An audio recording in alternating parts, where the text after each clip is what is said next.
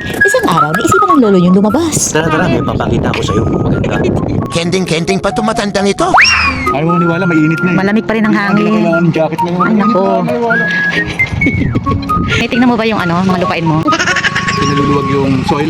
Oh, ni kuya. Pinaluluwag para makapag-absorb pa ng more water and more air. Para makahinga yung ugat. Ang galing nga. Paano mo nalaman niya? Google, syempre. Lakas alam ang Google. Tapos, Tapos tataniman mo, bahala ka. okay. Pero, Pero nire-rent lang nila.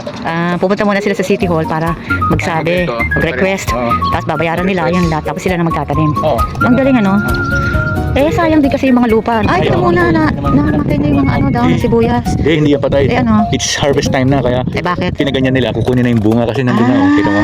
Nandun na yung bunga. Pina-harvest na. Ayun pala yung bunga. Ayun na. Ayun na. Oo. Ang galing. Pinapatuyo. Sibuyas. Habang may araw. Ang gusto nila yung sibuyas. Yung bunga. White onion. Pinapatuyo nila itong mga dahon. Sayang din to. Pwede iuwi. Aanihin na. Deliver niya sa ano? Galing. Akala ko hinayaang natuyo. Oo. Sayang namatay. Hindi nila hinayaan. Yung pala, Hindi pala. bunga ang kailangan nila. Yung Okay. yung stem hindi na pinagbubunga, no? Oo. Yung para sa stem hindi na pinagbubunga. Galing. Tulad nga. Tulad niya. Ang onion din yan. Oo, Hindi pa pero nila. bata pa. Bata pa. Hindi pa siya time for Tapos harvest. ito, vacant. Ito, vacant na. Na-harvest na yung ano. Okay. So, ganyan na muna. Yan, papatubuin. Tatakpan muna nila. Oo. Pero iba't ibang may-ari niya, di ba? Kasi nga, di ba, bawat portion, may kanya-kanyang may-ari. Oo, Isang ibang lot may-ari. ito, ibang lot. Depende sa ganito. May vacant lot pa rito. Oo nga eh. Gusto ko sanang bilhin.